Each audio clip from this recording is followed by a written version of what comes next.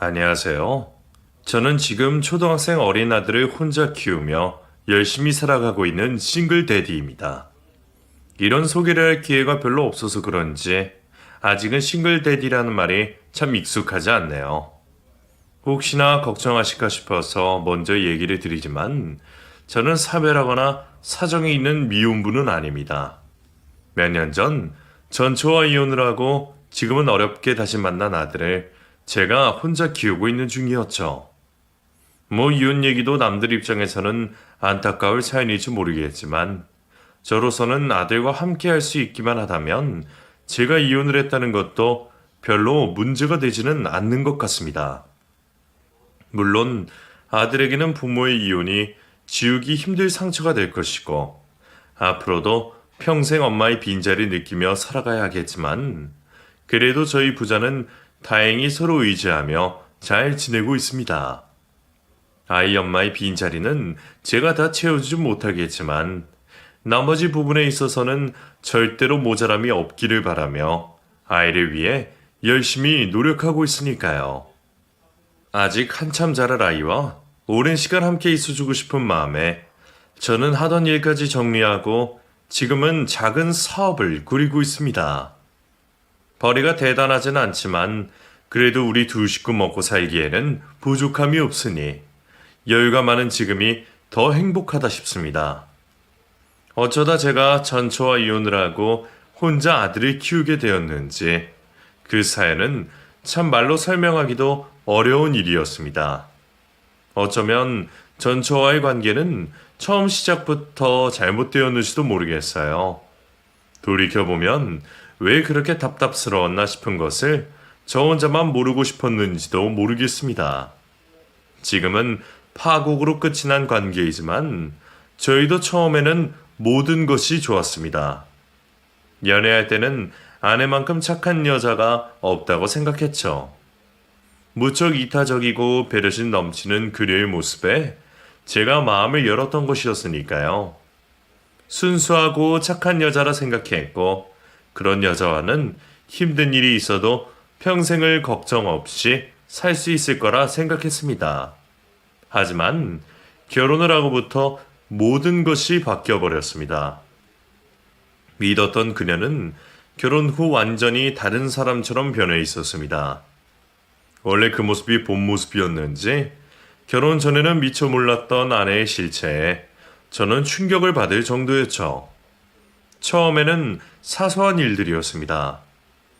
결혼 전부터 아이를 바랬던 아내는 이르게 임신을 계획했고 결혼 몇 달 만에 임신을 하게 된 아내는 임신을 이유로 다니던 회사를 퇴사하게 되었습니다. 연애 때부터 자신의 몸이 약하다 말했었던 아내였기에 아프다는 아내를 억지로 회사에 내보낼 만큼 무정한 남편이 아니었던 저는 흔쾌히 외벌이를 선택했습니다. 미안해, 여보. 나 때문에 혼자 일하느라 힘들지. 아직 갚아야 할 대출도 많고, 이제 곧 아이 태어나면 돈 들어갈 때도 많은데, 당신 혼자 벌어서 내가 도움이 못 돼서 어떡해. 도움이 못 되긴. 당신은 지금 내가 절대로 못하는 일을 하고 있잖아. 임신한 몸으로 일하는 것 자체가 힘들지. 앞으로 나한테는 당신이랑 뱃속의 아이가 나보다 더 중요해. 그러니까 당신은 걱정하지 말고 푹 쉬어. 고마워, 여보. 그래도 나도 아이 낳기만 하면 바로 다시 일할 거니까 너무 걱정하지는 마. 그러니까 당분간만 혼자 좀 고생해줘. 알았지? 그럼. 그러니까 당신도 그동안은 마음 편히 있어. 그때만 해도 아내는 연애 때처럼 이타적인 마음씨로 혼자 일을 하게 된 저를 걱정하며 안타까워했고 아이만 낳으면 곧바로 일을 하겠노라 얘기했습니다. 저도 억지로 일을 시키고 싶진 않았지만 외벌이가 계속된다면 가정 형편이 빠듯할 거라는 생각에 당연히 맞벌이를 생각하고 있었죠. 하지만 아내는 아이를 출산한 뒤에도 복직을 하지 않았습니다. 처음에는 산후조리 기간이라며 그 다음에는 아이가 아직 어리다며 그렇게 차일피일 복직을 미루던 아내는 더 이상 회사에 나가고 싶어 하지 않았습니다. 약속과 다른 행동에 황당했지만 저는 그런 아내를 탓할 수도 없었죠. 여보, 나 그냥 복직 포기하고 집에서 살림이나 할까봐. 복직 알아보려니 이래저래 여의치도 않고. 어차피 누군가는 살림하고 아이 봐야 하잖아. 집안일도 일인데 그렇다고 사람 쓸 돈도 없고.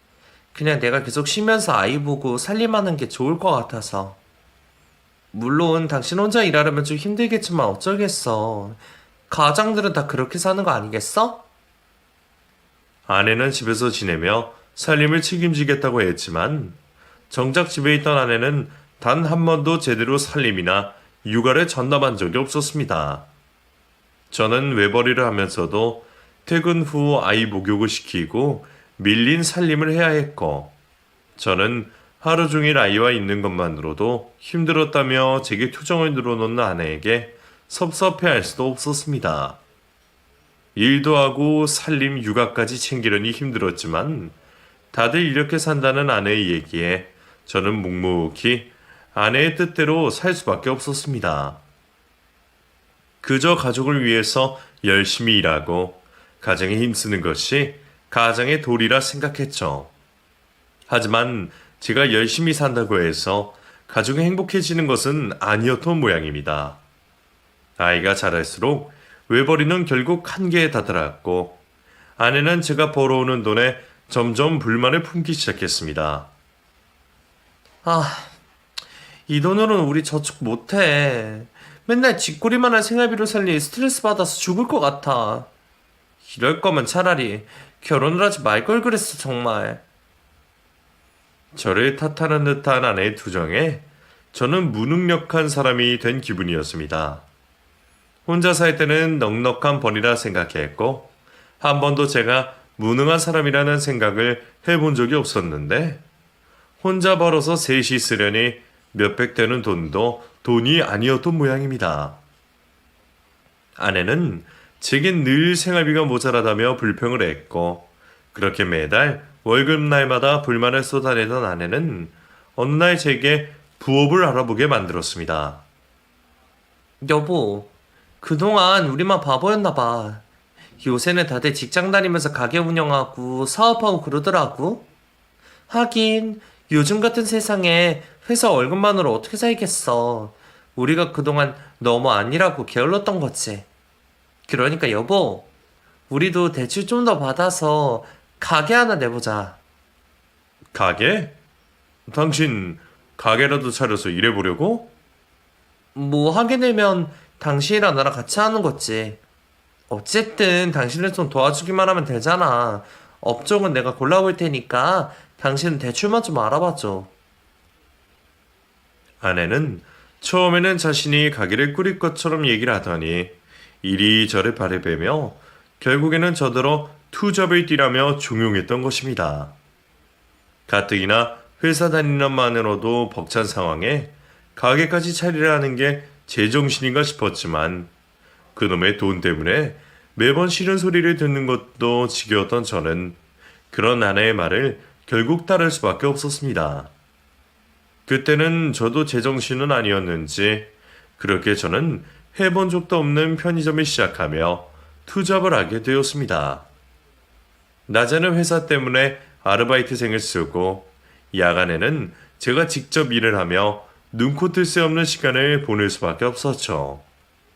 남들도 다 쉽게 시작하는 편의점이라고는 하지만 그것도 쉽지는 않았습니다. 아내의 기대처럼 매출이 엄청나지도 않았고 역시 인건비가 상당히 큰 지출이었죠.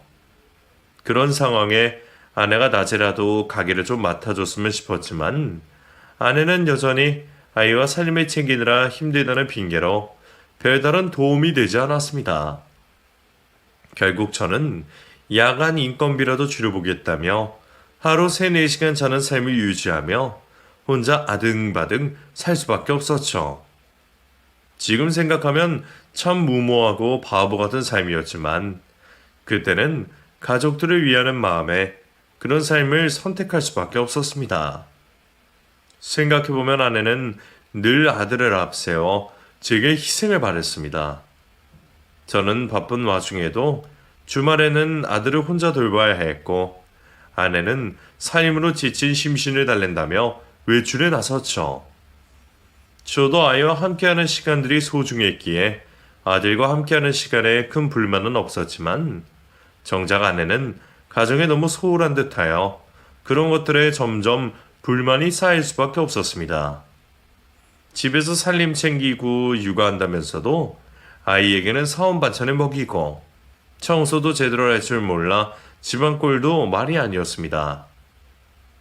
대충 겉에 보이는 것들만 치워놓고 사는데 보이지 않는 구석은 음식이 썩어가고 곰팡이가 피어가고 있었죠. 말로는 까먹었다면서 치우겠다고 하면서도 그마저도 자꾸 미루는 바람에 결국 새벽에 들어온 제가 청소를 하는 수밖에 없었습니다. 그렇게 주부로서 엄마로서도 50점조차 되지 않는 아내는 며느리 수의 도리도 전혀 하지 않던 사람이었습니다. 결혼 전에는 여차하면 우리 부모님을 모시고 살 것처럼 말을 하더니 결혼을 한 뒤에는 이런저런 핑계들로 부모님을 찾아뵐 생각도 없었어요.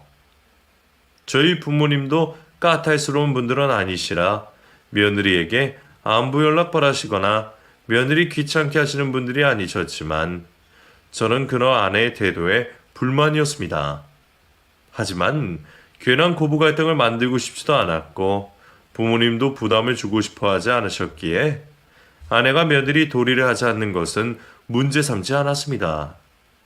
이미 마음이 멀어진 우리 둘 사이에 아내의 도리를 하길 바라는 것도 저희 욕심이었고 다만 제발 집에서는 아이를 위해 신경 써주기를 오로지 그것만 바랐는데도 아내는 엄마의 도리조차 제대로 하지 못했습니다. 한 번은 아이가 엄마와 둘이 있다가 다치는 일이 벌어졌습니다.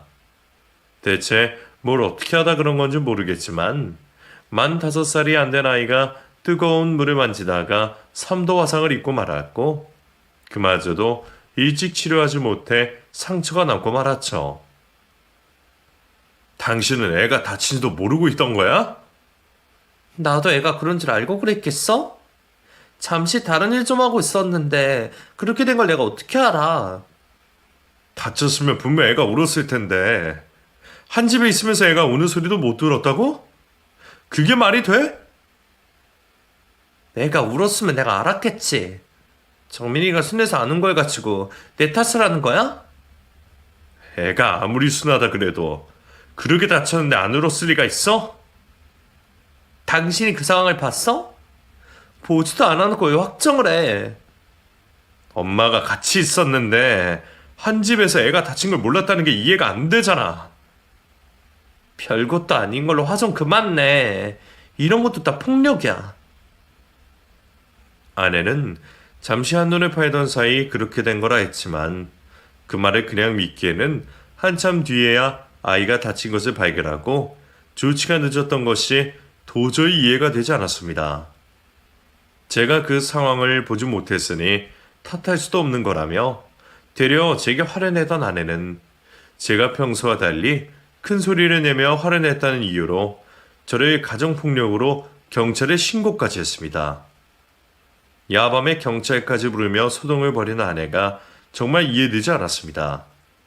경찰들도 제 잘못이 아니라 생각했는지 중재만 하고 돌아가서 다행이었지만 아내가 저를 가정폭력범 취급을 했다는 것은 씻을 수 없는 상처가 되었죠. 참고 참던 저도 그 일로 정말 이혼을 하고 싶을 정도로 화가 나고 속이 상했습니다.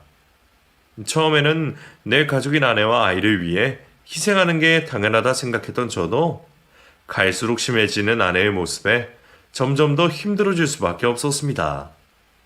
그런 일들로 아내와 대화를 나눠보기도 하고 하다못해 싸워도 봤지만 아내는 자신은 아무 잘못이 없다는 듯 오로지 저에게만 가정의 의무를 얘기할 뿐이었죠. 그렇다고 아이를 두고 차마 이혼을 할 수도 없었던 저는 어린 자식 앞에서 싸우는 것도 부모로의 도리는 아니다 싶어 결국 싸움이 되는 아내와의 대화를 점점 피하며 그저 참게 되었습니다. 솔직히 말하면 그때 저는 더 이상 아내와 싸울 기력도 겨를도 없었습니다. 회사에서도 연차가 쌓이며 편해지기는커녕 괜히 위아래로 눈치만 보였고 생활비 모자라다는 아내의 한탄 때문에 비까지 내서 마련한 편의점 일도 저 혼자 해결해야 했으니까요. 잘 시간, 쉴 시간 쪼개서 살면서도 틈틈이 아이와 놀아주고 집안일까지 챙기다 보면 저는 몸이 10개라도 모자랄 지경이었습니다. 그래서 부모님께는 일 때문에 바빠서 못 찾아뵌다며 보고 싶어 하시는 귀한 손자 얼굴도 자주 못 보여드렸죠.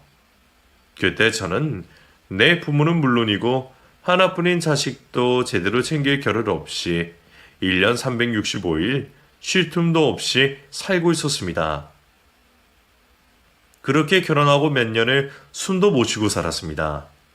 그 덕에 집 대출도 거의 다 갚았고 부업으로 하던 편의점도 자리 잡아갔지만 저는 여전히 버거웠습니다. 가장으로서 얼마나 더 노력해야 하는 건지 아내는 집에 있는 동안 나만 혼자 아등바등 사는 것 같아서 괜히 억울하기도 하고 계속 이렇게 살다가는 정말 끝이 없을 것 같았죠. 하지만 제가 거기서 멈출 수는 없었습니다. 대출 빚이야 거의 다 갚았다 해도 여전히 돈 들어갈 곳이 많았으니까요. 아이는 곧 학교에 들어갈 테고 초등학교 들어가면 돈 들 일은 더 많을 텐데 하는 생각을 하면 저는 쉴 수가 없었습니다. 그렇게 저 혼자 바쁘게 지내던 어느 날 아내는 언젠가부터 수상쩍은 행동을 하기 시작했습니다. 집에 있는 사람이 대체 뭘 하느라 바쁜지 유치원 다니는 아이 두고 여기저기 외출하더니 볼 일이 있다는 핑계로 늦은 저녁까지 시댁에 아이를 맡기기 시작했습니다. 그것도 저는 모르고 있다가 한참 뒤에야 부모님의 입을 통해 알게 되었죠. 평소에는 귀찮고 불편하다며 갖은 핑계를 대며 시댁은 갈 생각도 없고 저 없이는 혼자 시댁으로 발걸음도 안 하던 여자가 갑자기 우리 부모님에게 아이를 맡기겠다며 시댁을 들락거리는 게 수상했습니다. 하지만 아내는 그저 몸이 안 좋았다. 자기도 재취업을 하려 바쁘다는 둥 진짜인지 아닌지 모를 핑계들로 자꾸 아이를 맡기기 시작했죠. 저희 부모님은 평소 자주 보지 못하던 손자를 마음 놓고 볼 수 있다며 그저 좋아하셨지만 저는 그동안 잘 해드리지도 못한 자식으로서 괜히 부모님께 황혼 육아에 대한 부담을 드리는 것 같아 죄송스럽기만 했습니다. 아이 봐주시는 게 죄송하고 감사해서 용돈이라도 따로 챙겨드리려 했더니 그걸 알고 아내가 난리를 치는 바람에 결국 그마저도 하지 못했네요. 자기 생각밖에 못하는 아내가 대체 왜 그러는 건지 짜증이 났지만 지치고 버거워 더 깊이 생각하고 싶지도 않았습니다. 그리고 어느 날 저는 결국 아내의 외도를 알게 되었습니다. 이걸 외도라고 해야 하는 건지도 모르겠네요. 차라리 한 놈이랑 그랬으면 이해라도 되었을까요? 아내가 인터넷 채팅으로 이 남자 저 남자 매일 바꿔가며 남자를 만나고 다녔다는 것을 알게 된 저는 큰 충격을 받을 수밖에 없었습니다. 그리고 그제서야 아내가 가정에 소홀하며 매일 바쁘게 지냈던 이유를 알 수 있었죠. 심지어는 아이가 다쳤던 그날도 다른 남자와 채팅을 하느라 그랬던 게 아닌가 싶은 합리적인 의심이 들었습니다. 그래놓고 화를 내는 제게 가정폭력범이라며 누명을 씌운 그 여자가 정말 끔찍하기 이루 말할 수가 없었죠. 충격과 배신감에 아내를 가만히 두고 싶지 않았습니다. 마음 같아서는 멱살잡이라도 하고 싶었죠. 하지만 그때도 저는 어떻게든 가정을 지키고 싶었습니다. 실수였다고, 다시는 안 그러겠다고 내게 잘못을 빌었더라면 저는 얼마든지 아내를 용서할 마음이 있었습니다. 부모님의 이혼으로 상처받을 아이를 위해서라도 여태 참아왔던 제가 더 참을 의향도 있었습니다. 하지만 아내는 그러지 않았습니다. 그 여자가 얼마나 뻔뻔한지 아내는 제게 잘못을 구하기는커녕 오히려 적반하장으로 저 때문에 외도를 한 거라며 제 탓을 하고 나왔습니다. 내가 왜 이렇게 된 건데? 내가 다른 사람 만나게 된 건 당신 탓도 있어. 지금 그걸 말이라고 하는 거야? 내 탓이 뭔데? 내가 나가서 다른 놈 만나고 오라고 당신 떠밀기라도 했어? 잘못했다고 싹싹 빌어도 모자랄 마당에 그게 내 탓이라니? 그러게. 마누라 바람나게 만들기 싫었으면 평소에 잘했어야지. 당신이 평소에 집에 붙어있기나 했어? 주말에도 일한다고 바쁘고 우리는 남들 다 가는 휴가도 한번 변변히 못 가고 나를 항상 외롭게 만들었잖아. 그러니까 당신 탓이지. 안 그래? 당신 진심이야?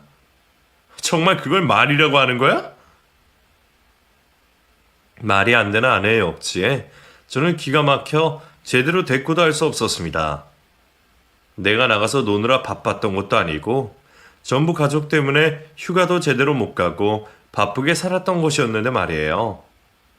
처음부터 돈 벌어 오라고 난리 피웠던 게 누구고 제가 부엌까지 하면서 정신없이 바빴던 게 누구 때문인데 이제 와서 바쁜 것을 제 탓을 하고 그런 저 때문에 바람이 난 거라 말할 수가 있는지 믿을 수 없을 정도로 뻔뻔하고 막대먹은 아내의 태도는 저를 더욱 괴롭게 만들었습니다.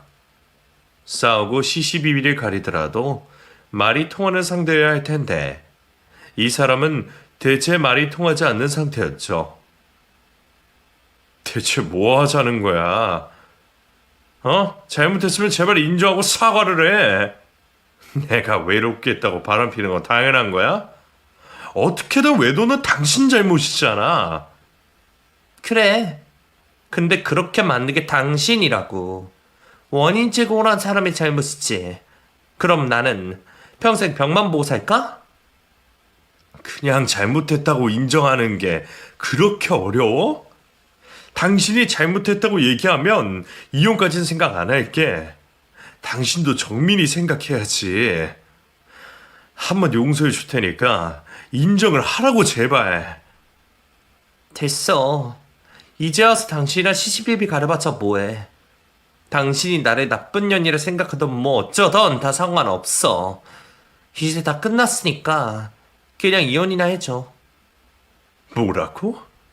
이혼을 해줘? 지금 그 말 해야 할 사람이 당신이라고 생각하는 거야.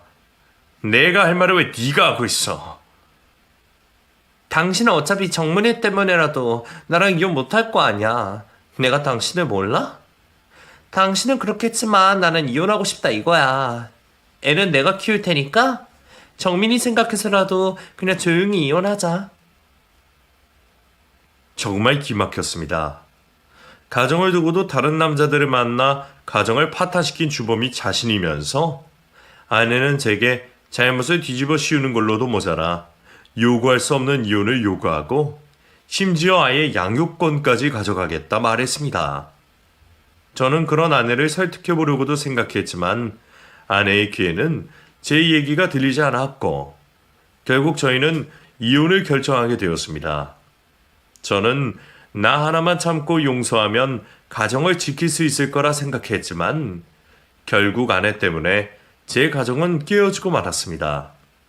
아내는 끝까지 이혼 가정에서 자라게 될 아이 걱정은 전혀 하지 않는 듯 했죠. 아내는 그날로 아이를 데리고 짐을 싸서 친정으로 나갔습니다. 저는 아직 양육권 결정도 나지 않았는데 왜 아이를 데려가는 건지 그런 아내를 말렸지만 저를 뜯어말리는 처가 식구들과 아내 때문에 아이를 붙잡지 못했습니다. 이혼할 때 하더라도 애를 왜 데려가? 정민이 여기서 유치원도 가야 하는데 당신이 데려가면 어쩌려고? 그럼 당신은 일 그만두고 하루 종일 정민이 옆에 있을 수 있어? 그리고 정민이는 아빠보다 엄마를 더 좋아해. 정민이는 아직 엄마가 필요하다고? 이런 걸 아는 여자가 바람을 폈어? 그래놓고 이제 와서 애를 걱정하는 척하고 있어? 애는 못 데려가니까 그만해. 애 앞에서 적당히 좀 해 제발. 자네야말로 애 앞에서 그만 좀 하게. 자네는 자네 때문에 애가 겁먹은 보이지 않나? 그래도 애는 엄마가 데리고 있어야지. 정말 애 생각하면 양보 좀 하게. 아이가 원한다는 말에 결국 저는 아이를 데려가는 아내를 무기력하게 두고 볼 수밖에 없었고, 저는 아내가 짐을 빼버린 아이의 빈 방을 바라보며 아이가 떠난 빈자리를 여실히 느낄 수밖에 없었습니다. 바쁜 와중에도 아이를 위해 아등바등 살았던 저였기에 아들의 빈자리를 견딜 수가 없었습니다. 아들 없이 살 수 없었던 저는 어떻게든 양육권을 받아와야겠다 생각했습니다. 솔직히 그때까지만 해도 저는 당연히 제가 아이의 양육권을 받아올 수 있을 거라 생각했습니다. 바람난 것은 아내였고 이혼을 요구하는 것도 아내였기에 가정 파탄의 원흉인 그 여자가 양육권을 가져갈 수는 없을 거라 생각했어요. 하지만 소송 결과는 그런 제 예상과 너무나 달랐습니다.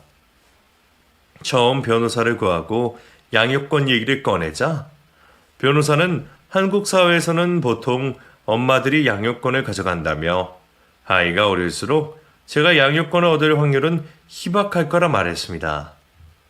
그때는 그 말이 와닿지 않았습니다. 아무리 그래봤자 결국은 그 여자 잘못이 있으니 제가 승산이 있을 거라 생각했죠. 그래서 어려울 거라는 변호사를 버리고 양육권을 받아주겠다는 변호사를 찾아갔습니다. 그렇게 변호사만 믿고 안일하게 재판에 맞섰던 저는 허무하게 양육권을 빼앗기고 말았습니다. 처음부터 그 여자가 아이를 데려가게 둬서는 안 되었습니다. 이혼을 준비하는 동안 엄마를 따라간 아이가 그 여자에게 대체 무슨 소리를 들었는지 몇 달 못 본 사이 그새 저를 낯설어하며 자기 엄마를 따라가겠다고 하더군요. 가뜩이나 엄마들의 편을 들어주는 한국 법정에서 어린 자녀까지 엄마를 따라가기를 원했기에 판사는 일로 바쁘게 지내는 제가 아닌 아이 엄마의 손을 들어주었습니다. 결혼하고서는 힘들기 싫다며 일도 안 하는 여자가 그 사이 처가 친인척 가게에 위장 취업을 하여 경제력까지 보장을 받은 탓에 법원의 양육권 판결을 받아내었죠. 바람핀 아내의 유책 사유가 있으니 확실하게 양육권을 받아주겠다던 변호사는 패소로 하고서야 자기도 어쩔 수 없는 일이었다며 발을 빼버렸습니다. 이럴 줄 알았으면 어렵지만 방법을 찾아보겠다던 첫 번째 변호사를 찾아갔어야 하는 건지 믿던 도끼의 발등이 제대로 찍혀버린 저는 뒤늦은 후회를 했지만 이미 결과는 돌이킬 수 없는 상황이었습니다. 아무래도 전처가 미리 수를 쓴 게 분명해 보였습니다. 이혼 소송에서는 자신이 불리하게 뻔했기에 애초에 재산 분할을 제대로 받아내지 못할 거라면 매달 아이 앞으로 나오는 양육비라도 제대로 받아내야겠다 생각했던 모양입니다. 그래서 아내는 어떻게든 아이 양육권을 가져가려 용을 썼고 제 사정을 뻔히 알면서도 터무니없는 양육비를 받았습니다. 아내는 처음에는 400만 원이 넘는 양육비를 요구했지만 법정에서는 저의 수입을 계산하여 200만 원 선의 양육비를 책정해 주었습니다. 그 돈도 제게는 결코 적은 돈이 아니었지만 패소한 저는 다른 선택지가 없었고 결국 양육권을 빼앗긴 저는 매달 200만 원 되는 양육비를 전처에게 지불하며 전처의 허락하에만 아이를 만날 수 있게 되었습니다. 하지만 그나마 겨우 얻어낸 면접 교섭권도 제대로 이행되지 않았습니다. 당신, 내 전화 왜 피해? 뭐야, 이혼한 사이 안부 물을 일 있어? 왜 자꾸 전화해? 내가 당신 보고 싶어서 전화했겠어? 저번 주 정민이 만난 날이었잖아. 왜 연락을 안 받아? 아, 나도 바빴어. 그리고 애가 아빠 안 보고 싶다는데 난 너 어떻게 하라고. 뭐? 정민이가 나를 안 보고 싶다 그랬다고? 그럴 리가. 정민이가 나를 얼마나 좋아하는데. 내가 얘기해볼게. 정민이 좀 바꿔줘. 어? 애가 받기 싫대. 솔직히 정민이나 나는 당신 안 봐서 요즘 너무 행복해. 원래도 당신 바빠서 하루 종일 나랑 둘이서만 있던 애였는데 이제 와서 애가 아빠 보겠다 하겠어? 암튼 애가 싫다니까 그냥 그러려니 해. 전처는 매달 돈을 받아가면서 제가 아이를 보여주지 않았습니다. 아이 탓이라 하는 것이 거짓말이라 생각했지만 아이를 만나지 않고서는 그런 농간을 밝힐 수도 없었습니다. 아이가 어리기 때문에 핸드폰도 따로 없었고 법적으로도 제가 전철을 통하지 않고서는 아이를 만날 수가 없었죠. 결국 전처에게 사정해야 하는 것은 저였습니다. 화를 내면 자기 심기가 거슬린다며 전화도 받지 않는 여자였기에 저는 화가 났지만 내색도 하지 못하고 오로지 아이를 위해 전처에게 굽신거릴 수밖에 없었습니다. 바람나서 나를 배신한 여자에게 그렇게 해야만 하는 제 처지가 너무나 비참하고 서글펐죠. 제게 아이를 보여주지 않는 전처 때문에 아이가 태어난 뒤로 무슨 일이 있더라도 늘 함께했던 아이의 생일날마저 아이와 함께하지 못했습니다. 작년 생일 때부터 사주겠노라 약속했었던 아이의 선물만이 주인 없이 버려져 있었죠. 선물이라도 전해주고 싶다며 사정을 하고서야 몇 달 만에 아이를 볼 수 있었지만 그것도 보기 싫은 전처와 함께였습니다. 그리고 그때마저도 아이는 저와 깊은 대화를 하지 않았어요. 옆에 엄마가 떡하니 버티고 있어서 그런 건지 아니면 정말 제가 싫어진 건지 안 본 사이 너무 달라진 아이의 모습에 섭섭한 마음까지 들었습니다. 정민아, 아빠 안 보고 싶었어? 아빠는 정민이 정말 많이 보고 싶었는데 정민이 생일에도 꼭 축하해주고 싶었는데 아빠 못 봐서 아쉽지 않았어? 아빠가 정민이 갖고 싶다고 했던 선물도 사놨는데. 거봐. 정민이가 이제 당신 별로 안 좋아하잖아. 우리 이혼하고 나서 한 번도 당신 찾은 적 없어. 그치, 정민아? 정민아, 진짜야? 이제는 정말 아빠 안 보고 싶어? 저의 애타는 물음에도 아이는 묵묵부답이었습니다. 언제나 말이 많고 밝았던 아이가 겨우 반년 사이 완전히 다른 아이가 된 것 같은 기분에 저는 아이를 어떻게 대해야 할지도 혼란스러웠죠.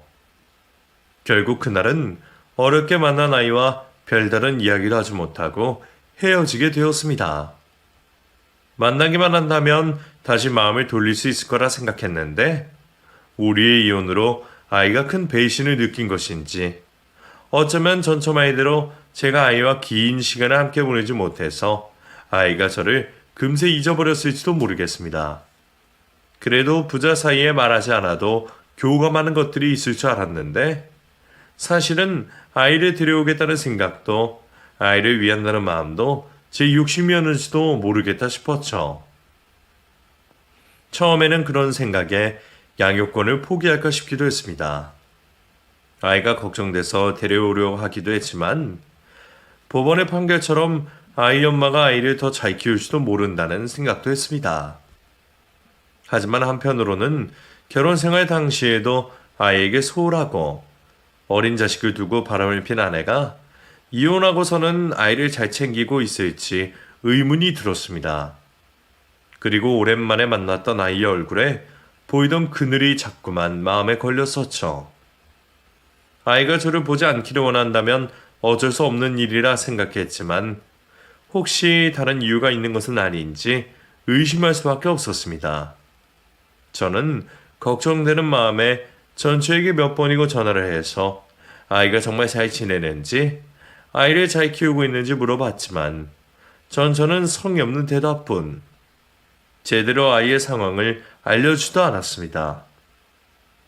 그런 전처의 비협조적인 태도 때문에라도 저는 아이의 안위를 걱정할 수밖에 없었고 포기를 하려 했던 저로서도 다시 마음을 고쳐먹을 수밖에 없는 일이었습니다. 결국 저는 더 늦기 전에 아이의 양육권을 다시 가져오고자 노력을 해볼 수밖에 없었어요. 그리고 이번에는 실패하지 않기로 다짐하며 만반의 준비를 할 수밖에 없었습니다. 저는 전처의 외도 증거들과 결혼생활 당시 전처 때문에 벌어졌던 사건 사고들에 대한 증언과 증거를 수집하며 전처가 부모로서 얼마나 무책임한 사람인지를 밝혀내려 애를 썼습니다. 전처가 바람을 폈다는 것이 아이 양육에는 이유가 안 될지 몰라도 바람을 피기 위해 아이를 남에게 맡겼다는 것은 문제가 될 수 있을 테니까요.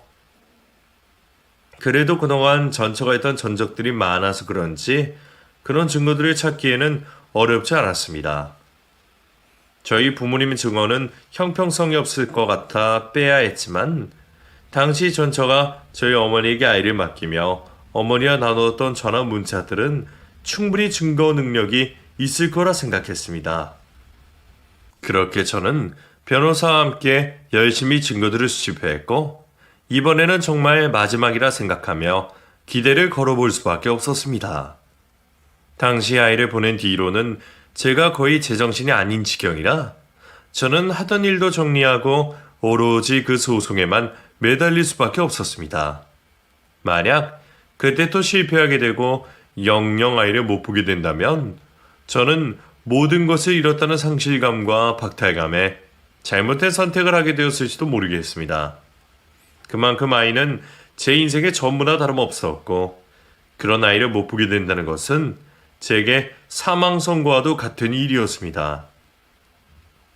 제가 사활을 걸고 소송을 준비한다는 소식을 전해 들었던 것인지 전처는 또다시 시작된 양육권 소송에 불같이 화를 내며 저를 아이 생각은 쥐똥만큼도 하지 않는 무정한 아빠인 것처럼 얘기했습니다. 안 그래도 애가 얼마나 힘들어하는데 당신은 아이 생각이 있긴 한 거야? 하루빨리 정화하게 내버려둬도 모자랄 판에 지금 당신 하나 욕심 채우겠다고 이러는 거 아니야.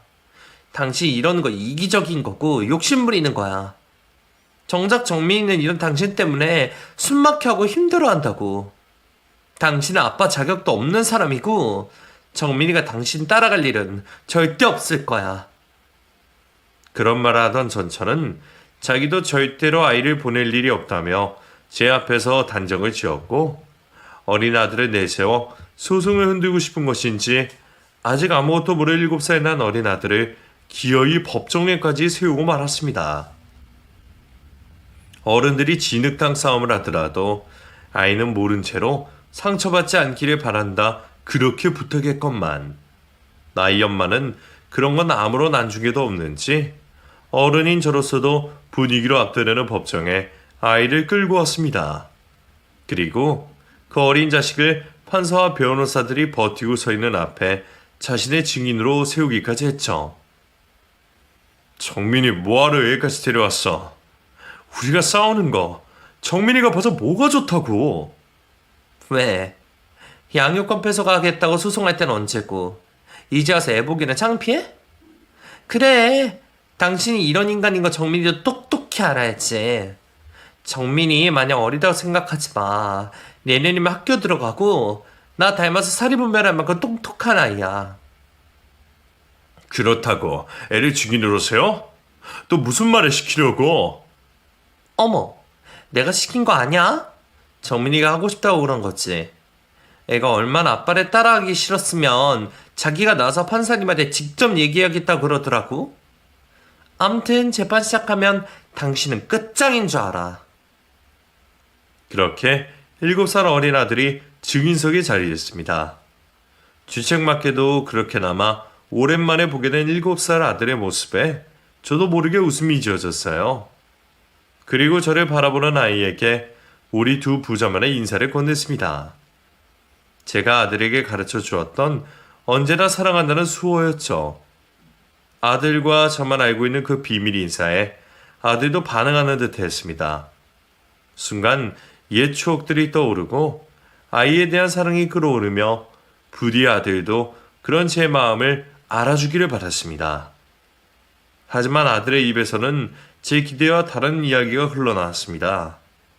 저와는 살고 싶지 않다며 저희의 결혼생활 내내 자신과 엄마가 얼마나 불안하고 불행했는지에 대해 증언하는 7살 아이의 얘기에 저는 심장이 떨어져 나가는 기분을 느껴야만 했습니다. 아빠가 맨날 화내고 때리고 아빠랑 같이 살 때 안 좋았어요. 그래서 이제 엄마랑 살고 싶어요. 정민아, 아빠가 안 그랬잖아. 왜 그래? 정민아, 엄마가 무슨 말을 했든 아빠는 정민이 너를 정말 사랑해. 제발 아빠 마음 좀 알아줘. 분명 전처가 시켰을 게 분명한 거짓 증언에 저는 반발할 수밖에 없었죠. 저의 마지막 발악이었지만 제발 알아주길 바랬습니다. 그러자 눈빛이 흔들리던 아이가 갑자기 말을 바꾸기 시작했습니다. 아빠, 나 사랑해? 정민이 정말 사랑해? 그럼 아빠 정민이 정말 사랑하고 세상에서 제일 사랑하지. 지금도 정민이 보고 싶어서 온 거잖아. 정민아, 아빠 정말 안 보고 싶었어? 왜 그런 말을 하는 거야? 사실은 엄마가 다 시켰어. 이렇게 말 안 하면 다시는 아빠 못 보게 하고 아빠 감옥 간다고 그랬어. 그래서 어쩔 수 없었어. 사실은 나 엄마랑 살고 싶지 않아. 거기서는 맨날 배고프고 유치원도 못 가고 나 맨날 심심하고 너무 힘들어. 나 아빠 따라가고 싶어. 그제서야 진심을 얘기하는 아이의 말에 그곳의 어른들은 모두 당황스러울 수밖에 없었습니다. 전처가 제게 아이를 데려가서도 아이는 뒷전으로 홀로 두며 연애하기 바빴는지 아이는 엄마가 자신을 제대로 돌보지 않아 그동안 외롭고 힘들었다 얘기했습니다. 그리고 이혼 전부터 아이가 보는 앞에서까지 남자를 데려와 바람을 폈다는 것까지 얘기하며 그동안 제가 미처 몰랐던 전처의 만행들까지 전부 고발하고 있었죠. 엄마 나 안 사랑해. 나 사랑하는 건 아빠야. 엄마는 악마 같아. 뭐? 내가 너도 어떻게 키웠는데 이 배응망덕한 것이. 엄마는 악마라 말하는 아들의 진심에 아내는 악에 받친 듯 소리를 지르더니 자기 분에 못 이겨 졸도까지 하고 말았습니다. 결국 그런 상황에 재판은 추후로 연기되었고 판사님의 재량으로 아이는 엄마를 떠나 심리검사를 받으며 정말 누구 곁으로 가고 싶은지 마음을 확인받게 되었습니다. 그리고 그 과정에서 아이 엄마가 아이에게 했던 잘잘못들이 수면 위로 떠오르며 결국 전처는 양육권을 박탈당하게 되고 제가 무사히 아이를 데려올 수 있게 되었죠. 어렵게 다시 만나게 된 아들의 모습에 저는 참던 눈물을 쏟을 수밖에 없었습니다. 그리고 그 후 저는 하던 일을 전부 정리하고 오로지 아이를 위해 아이의 마음을 치유하는 시간을 보내게 되었습니다. 제게 다시 마음을 연 아이가 그동안 엄마와 있었던 이야기를 해주는 것을 듣다 보니 저는 더더욱 그 여자를 용서할 수가 없었습니다. 아이를 제대로 키울 자신도 없고 아이는 뒷전으로 연애하기 바빴으면서 양육비 때문에 저와 아들 사이를 이간질하고 아이를 데려간 전처가 결코 용서되지 않았으니까요. 그 후로도 전처는 양육권을 다시 가져가겠다며 여러 번 시도했지만 전처는 그럴 수 없었습니다. 게다가 아이의 증언으로 자녀 학대가 인정이 되면서 전처는 면접 교섭권까지 박탈당했기에 앞으로 그 여자가 정민이를 보게 될 일은 평생 없을 것 같습니다. 그렇게 어렵게 아이를 다시 데려온 저는 그 후로 남은 평생을 제 아들을 위해 살기로 다짐했습니다. 그동안 투잡을 하면서 바쁘게 살았던 건 역시 아이를 위한 일이었지만 자식을 한번 잃고 보니 꼭 돈과 물질로 아이를 행복하게 해줄 수 있는 게 아니라는 것을 깨닫게 되었죠. 이제는 더 이상 저를 좋아할 아내도 없으니 이제라도 아이를 위해 많은 시간을 함께하고 좀 더 다정하고 좋은 아빠가 되기 위해 노력하려 합니다. 그래서 저는 얼마 전 작은 사업을 시작했고 사무실 한켠에 아이와 하루 종일 함께할 수 있는 공간도 따로 마련하게 되었습니다. 덕분에 일을 하면서도 아이를 볼 수 있어 얼마나 좋은지 몰라요. 아직은 모든 것이 시작 단계이지만 열심히 하려 노력하고 있습니다. 이렇게 아들을 위해 힘쓰는 제 노력이라면 어떻게든 아들을 힘들게 하지는 않을 거라 믿고 싶네요. 그럼 저희 부자의 행복을 함께 기도해 주시기를 바라며 이야기를 마치도록 하겠습니다. 감사합니다.